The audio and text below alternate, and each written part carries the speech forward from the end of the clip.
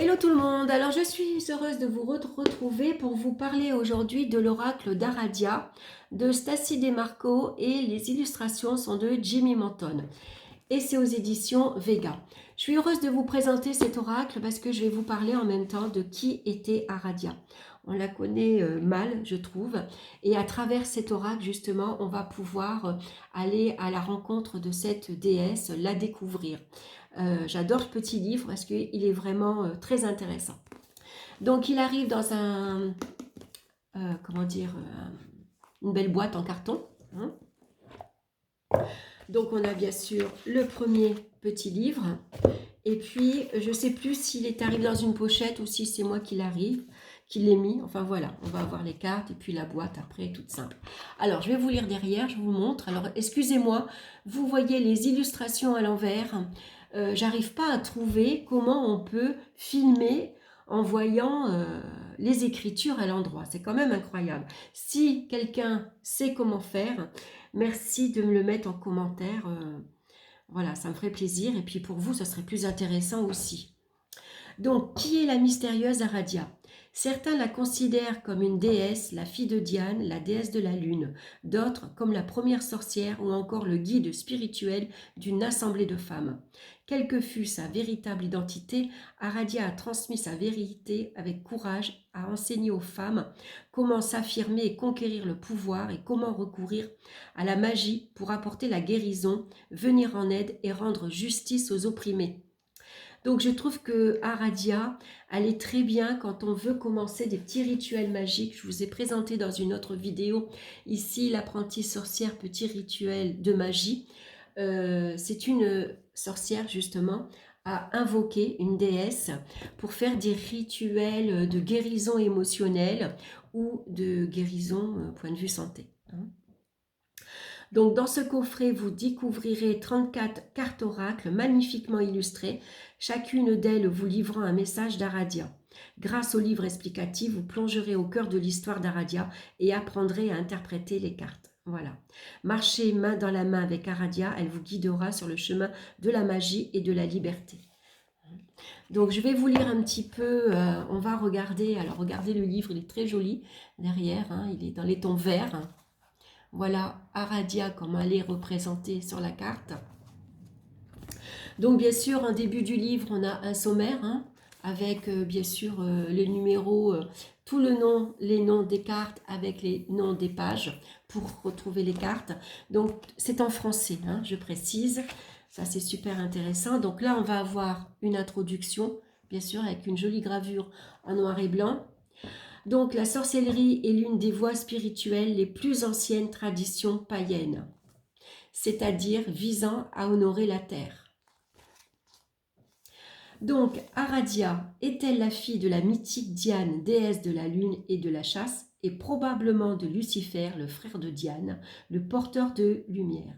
Diane a-t-elle confié à Aradia la mission de répandre sa parole auprès de ses disciples dans tout le pays? Voilà, toujours est-il que Aradia, au fil de sa vie, elle s'est montrée très discrète hein, sur sa façon de procéder, hein, parce que forcément, à une époque, les sorcières ont été chassées. Donc cette hypothèse constitue un point de départ pour rechercher les origines d'Aradia. Nous commencerions ainsi avec la mère supposée d'Aradia, la déesse romaine Diane, dont les origines peuvent être reliées à la figure sacrée d'Hérodias, qui lui-même peut être relié à la déesse Lilith des Juifs et Africains de l'Ouest, et de là à l'ancienne déesse mère égyptienne Isis.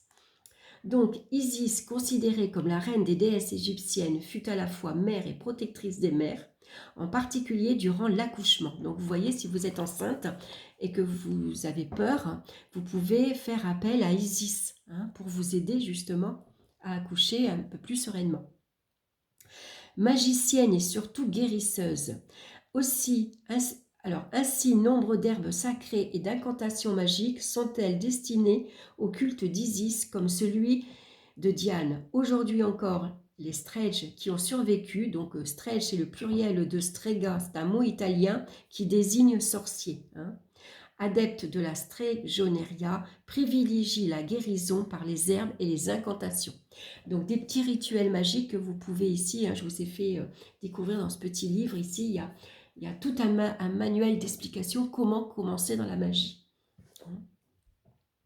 Donc, vous allez voir ici qu'il y a eu des fouilles archéologiques. Il y a des écrivains, des physiciens, des philosophes qui se sont penchés donc sur le mythe de Aradia. Donc, c'est super intéressant à lire. Qu'est-ce que je voulais vous lire d'autre aussi qui était intéressant?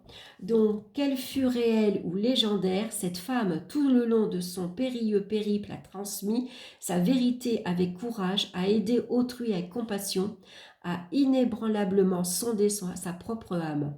Pour toutes ces raisons, je crois qu'il nous faut nous demander non qui est Aradia, mais quel message nous a transmis Aradia. Voilà, je trouve... alors, je voulais vous lire un passage. Si je le retrouve, j'aurais dû peut-être les...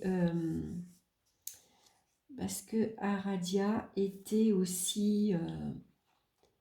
elle a transmis, en tout cas, aux femmes le fait d'être courageuse, d'avoir confiance en soi. Voilà, j'aime bien ce... Alors, je ne le retrouve pas, c'est dommage, j'aurais dû peut-être l'entourer. Voilà, elle a permis aux femmes d'être elles-mêmes en fait. Je lis vite fait pour voir où je l'avais lu ça.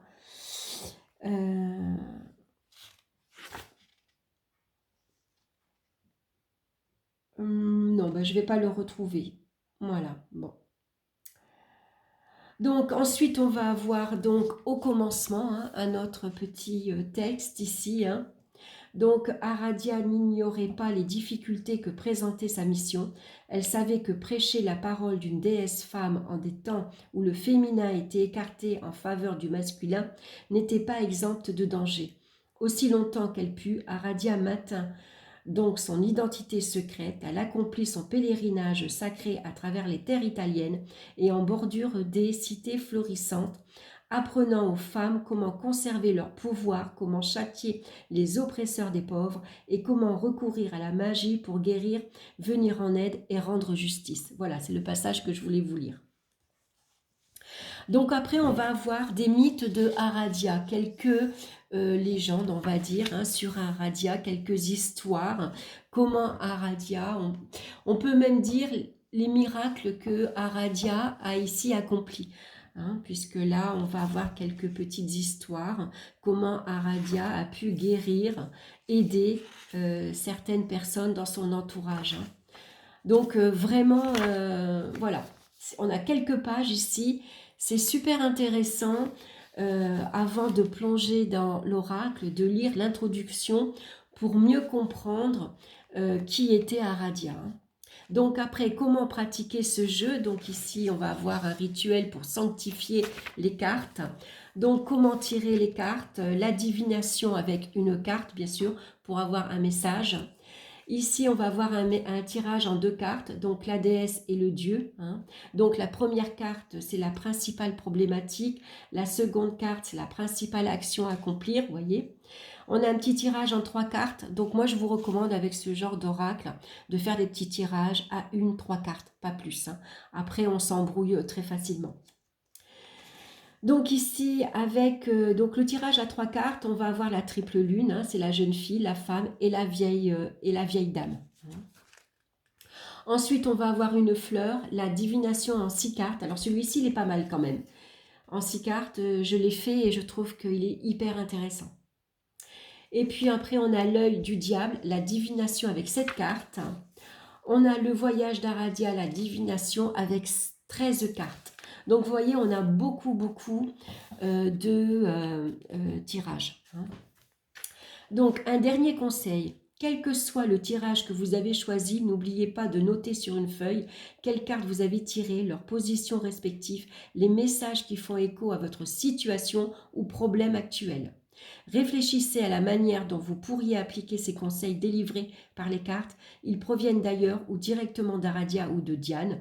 Pourquoi ne pas les suivre dès à présent? Vous voyez, je trouve ces petits conseils super. Et puis, un petit guide de divination. Donc là, on va nous expliquer ce qu'on va retrouver en fait dans les pages. Hein. Donc là, on va avoir le thème de la carte, sa traduction en latin, un résumé de la signification de la carte, quelques vers rythmés sur le thème de la carte en question, un texte expliquant en détail la fonction et l'utilité de la carte, une illustration évoquant une émotion, un sentiment ou un état spirituel. Donc je trouve ça génial. Et puis après, on va avoir donc le message des cartes. Donc, on retrouve la carte en noir et blanc, avec le nom en français, son nom en latin, le détail ici de la carte, hein, et puis un petit poème, on va dire, hein, un petit vers. Et ici, on va avoir donc la signification de la carte. Donc, vous voyez, c'est super. Et on va avoir ça, bien sûr, pour toutes les cartes. Hein. Donc, par exemple, je vous prends la première, elle signifie le sang, donc sanguis en latin. Vous êtes le fruit des milliers d'années d'amour, de combat, de joie et de hasard. Vous êtes unique, vous êtes né avec des talents et une destinée unique. Bon, je ne vous lis pas tout. Hein. Alors, le vers qui va avec, le petit poème. Le sang lit, éblouit, scintille, attache. Une goutte contient le monde est un flux. Sceller une promesse à minuit, nous liant aux anciens pour une magie puissante. Donc ça, c'est des petits textes ici, des petits poèmes, enfin des petits vers que vous pouvez utiliser quand vous allez faire, par exemple, un rituel magique. Hein. Voilà, il suffit de vous piquer le doigt avec une goutte de votre sang et puis vous lisez ça. Donc le sang coule dans nos veines, sans lui nous mourrions. En tant qu'élément vital, le sang est un ingrédient puissant utilisé dans de nombreux rituels magiques. Donc voilà, après, voilà, on vous parle hein, du reste. Donc on va retrouver ça pour toutes les cartes. Voilà, je le trouve super. Franchement, un petit bouquin comme ça, génial. Alors maintenant, je vous montre les cartes, hein, parce que je suppose que vous êtes impatient de les regarder. Alors, il y a une bordure dorée. C'est un verre sombre, un verre bouteille, avec, vous voyez, des petites dorures. C'est très, très, très joli. La qualité est excellente, elles sont brillantes, de très belle qualité. Hein. Alors, les cartes ne sont pas dans l'ordre. Hein. Alors, on va avoir la première carte ici, rituel. La lune. Les rêves. La fécondité. Le jeu. Donc, on a plusieurs bordures. Hein. Vous voyez, on a plusieurs bordures avec plusieurs couleurs. On a d'abord une bordure blanche, une bordure marron et une bordure claire. Et on a plusieurs couleurs. La chance. La sororité. Les tabous. La femme de la nuit. Elles sont très belles. Hein. Vérité. Jimmy Manton, il fait vraiment de très jolies illustrations. La sorcière. La synergie. La création. Les vœux. Donc, vous pouvez faire un rituel avec cette carte-ci et puis l'associer au sang. L'inconnu. La hiérarchie. Donc, vous voyez, on a quand même plusieurs portes. Hein. Ici, on a une porte qui est fermée, qui est inconnue. Et ici, on a la hiérarchie avec ses escaliers. Hein. L'ombre. La fuite. Avec ce guerrier. On a le féminin. L'évangile. La résistance. Donc la carte du sang, regardez, avec les feuilles de l'automne et cet arbre qui saigne, ses racines. L'union. La protection. Elle est magnifique cette carte. la divinité, la reine, le pèlerinage, le combat, faire la paix. Donc, vous voyez, il y a des bordures violet, vert, gris. Le secret, la malédiction, le masculin, on a la carte de la féminité aussi, hein. La réconciliation, elle est superbe, et l'extase. Et on a vu un radia, hein, je crois. Je suis en train de penser, est-ce qu'on l'a vu? Un radia, est-ce que...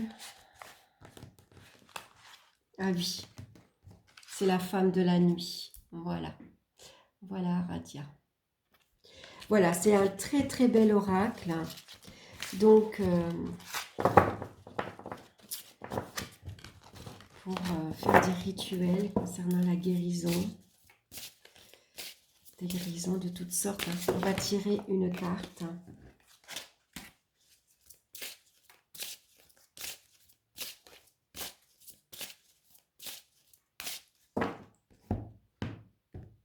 Donc, je vais prendre la carte de la coupe. On a le combat. Alors, je vais vous lire. Alors, on va regarder le combat. 51. Alors, elles ne sont pas classées par ordre alphabétique, hein, donc voilà, ne vous fiez pas à la première lettre. Il est des moments où vous devez combattre. Cependant, vous devez apprendre à choisir vos combats et à ne pas dépenser inutilement votre énergie, sauf en cas de légitime défense ou de non-assistance à personne en danger. La violence est à bannir, les rituels magiques vous protégeront au cours de vos épreuves. Pierre et bâton peuvent casser os et dents, faire couler le sang, provoquer éraflures et gémissements. Les rituels magiques pour protéger abondent, ni chair blessée, ni fuite, ni attaque. Donc parfois nous ressentons une montée d'adrénaline, n'est-ce pas? Colère, rage, injustice, violence physique, tout cela peut nous inciter à nous battre ou à fuir. Bien que la seule pensée d'un affrontement puisse nous épouvanter quelquefois, il est nécessaire de combattre pour ce qui, à nos yeux, est primordial. Par exemple, pour nos droits, pour la justice ou pour la protection des plus vulnérables. Aradia nous enseigne que nous pouvons batailler, mais de manière juste. Si nous le refusons, nous devons pleinement en assumer les conséquences. N'oubliez jamais ceci. Quelquefois, il est préférable de renoncer au combat. En renonçant, vous serez à même de trouver la solution la plus juste. En renonçant, vous ne serez pas un perdant, mais une personne plus forte que vous l'étiez auparavant. En renonçant, vous aurez probablement perdu une bataille, mais pas la guerre. Voilà le message que vous allez retrouver à travers ces cartes. Voilà, j'espère que cette guidance vous aura plu, ça vous aura peut-être donné l'envie de vous procurer ce bel oracle. En tout cas, j'étais heureuse de partager ça avec vous. N'hésitez pas à me laisser vos commentaires. Merci de liker, de partager pour faire connaître mon travail et puis de vous abonner également. Je vous embrasse et on se retrouve très bientôt pour une nouvelle vidéo. Bye bye!